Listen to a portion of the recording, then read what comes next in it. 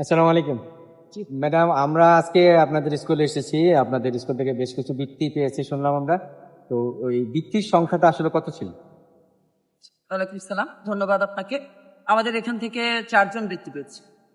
আচ্ছা, আমরা কি এই বৃত্তিটা আমাদের কি এটা ধারাবাহিক আসছে না এবার একটু ব্যতিক্রম? মাঝে তো অনেকদিন বৃত্তি পরীক্ষা পরীক্ষাই হয়নি। ছিল। জি হ্যাঁ, পরীক্ষা হয়নি, কিন্তু এবারই প্রথম আবার শুরু হয়েছিল এবং এই প্রথমবারই আমরা 4 জন। আপনার দায়িত্বে আসার পর আপনার কি এটাই প্রথম না জি, আরো এটাই প্রথম। এটাই প্রথম? এটাই। তো এই যে ভালো ফলাফল করার পিছনে আসলে মানে আপনার যা কিভাবে প্রস্তুতি নিয়েছিলেন? প্রস্তুতিটা কেমন ছিল? যে 4টা বাচ্চা বৃত্তি পাওয়া আসলে তো একটা বড় বিষয়। জি অবশ্যই। তো এই প্রস্তুতিটা কেমন ছিল আপনি?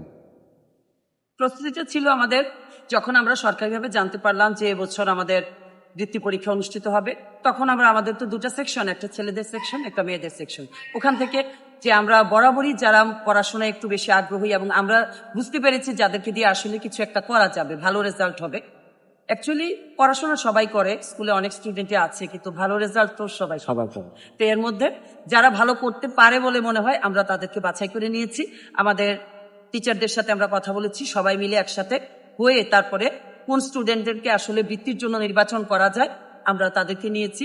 তারপরে তাদের রেজিস্ট্রেশন করলাম, করার পরে আমরা তাদেরকে নিয়ে একটা স্পেশাল ক্লাস প্রতিদিন সকাল 10টা থেকে দুপুর 1টা 10-15 এমন সময় পর্যন্ত আমরা তাদেরকে নিয়ে স্পেশালি আলাদাভাবে ক্লাস নিতে।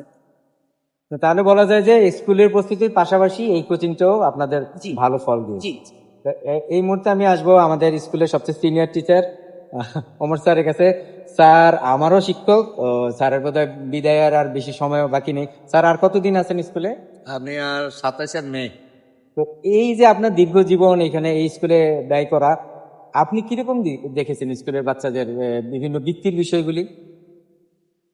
না, আমি আসার পর থেকে বিশেষ করে এইটে যারা, তখন তো বৃত্তি পরীক্ষা ছিল, তখন এইটের কোচিংটা আমরাই শুরু করতাম। আমি সানিয়া স্যারে হেড স্যার এটাই শুরু করতাম। তো দীর্ঘদিন এই অবস্থাটা ছিল। তো মাঝে হঠাৎ করে যখন যে ইচ্ছে পরীক্ষা আসলো, তখন এইটের বৃত্তি পরীক্ষাটা বন্ধ হয়ে যায়। আবার গত বছর থেকে আবার এটা শুরু হয়, 26 থেকে শুরু হয়। 26 না 25 থেকে শুরু হয়। 25-এ আমাদের এই প্রথম বেশ বৃত্তি পরীক্ষা পায় এবং তারা 4 জনেই বৃত্তি পায় আর কি। 2জন ট্যালেন্টেড আর 2জন হলো সাধারণ।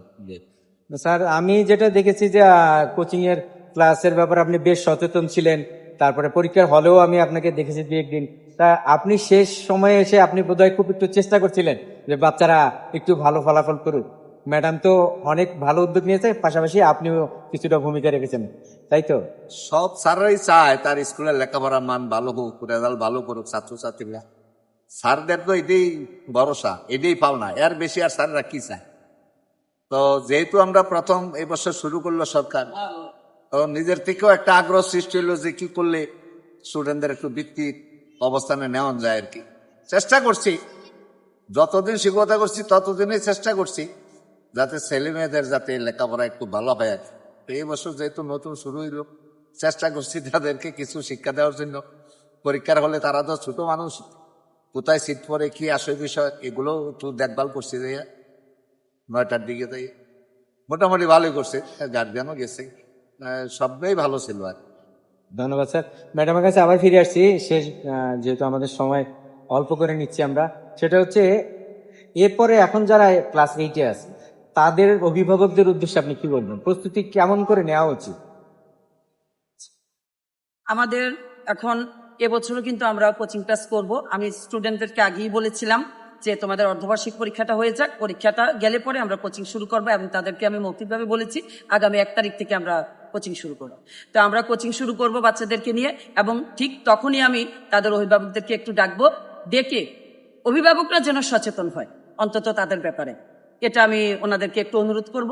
আসলে কি একটা রেজাল্ট কখনো শুধু স্কুল বা শুধু বাচ্চা বা শুধু অভিভাবক হয়, 3জনের সম্মিলিত প্রচেষ্টায় একটা রেজাল্ট হয়। এবং আমি সেটা মনে করি যে অভিভাবক, বাচ্চা এবং টিচার 3জন যদি সমান সমান পরিমাণ সচেতন হয়, সমান শ্রম দেয়, তাহলেই আসলে একটা রেজাল্ট। সবার সমান ভূমিকা এখানে থাকতে হবে। সবার সমান ভূমিকা। আমরা ম্যাডাম যেটা দেখে এসেছি এই পর্যন্ত যারা বৃত্তি পেয়েছে এদের সবার অভিভাবকগুলি আসলে সচেতন জি অভিভাবক। জি একদম সচেতন না এমন অভিভাবকের বাচ্চা আসলে প্রত্যেকটা বৃত্তি অভিভাবক পাওয়ার সচেতন। ঘটনাটা মনে হয় মানে খুব রেয়ার হতে এই পারে যে আমাদের আমার গত জানা নেই। বছর যে 4 জন বৃত্তি পেয়েছিল, প্রত্যেকের অভিভাবকে প্রতিনিয়ত আমাদের সাথে যোগাযোগ করে, জি। এখনো করে, এখন তারা 9-এ পড়ে, এখনো যোগাযোগ করে। জি, তাহলে আর যারা ছাত্রছাত্রী এখন এইটে আছে তাদের উদ্দেশ্যে সব সারা দেশে সবার কাছেই আপনি কোন বার্তাটা পৌঁছাতে চান? আচ্ছা, বার্তা তো এটাই থাকবে যে সবাই যেন ভালোভাবে পড়াশোনা করে, কারণ ভালোভাবে পড়াশোনা করলে একটা রেজাল্ট অবশ্যই আসবে। আর অ্যাকচুয়ালি বৃত্তি পাওয়াটাই বড় কথা না, বৃত্তির টার্গেট নিয়ে যদি একটা বাচ্চা পড়াশোনা করে তার বেসিক অনেক ডেভেলপ, অনেক বড়। যেটা পরবর্তীতে তার কাজে আসবে। তো প্রত্যেকটা বাবা মারই উচিত তার বাচ্চাদেরকে অন্তত তার বেসিক ডেভেলপমেন্টের জন্য বৃত্তিতে উৎসাহিত অংশগ্রহণ করা, করা। হ্যাঁ, এবং নিজেরাও কিছুটা শ্রম। আসলে আমাদের গ্রামের অভিভাবক তো ম্যাক্সিমামই কিন্তু একটু অসচেতন, এটা বলতে খারাপ লাগে, কিন্তু তারপর গ্রামের জন্য বাস্তবতা তো আসলে না, বাস্তবতা তো অস্বীকার করা যায় না। শহরের বাবা মারা যেরকম সচেতন, গ্রামের বাবা মারা বিভিন্ন কারণে আসলে এরকম সচেতন হতে পারেন। এটা ওনাদের দোষ না, এটা হচ্ছে পরিবেশগত কারণ। তো এই জন্য তবু বাবা মারা যতটুকু পারেন যদি বাচ্চাদের প্রতি একটু সচেষ্ট থাকেন, তাহলে একটু নজর দেন, অবশ্যই আমাদের বাচ্চারা ভালো রেজাল্ট করবে। ধন্যবাদ ম্যাডাম, আমরা আচ্ছা, আশা করব ধন্যবাদ। ধন্যবাদ আমাদের আপনাকে। স্কুল আরো ভালো করবে, সবার মুখ উজ্জ্বল হবে। আমরাও আপনাদের সহযোগিতা চাই, আপনারা এলাকাবাসী আছেন, অবশ্যই আমাদেরকে সহযোগিতা করবেন। ধন্যবাদ, আসসালাম। ধন্যবাদ।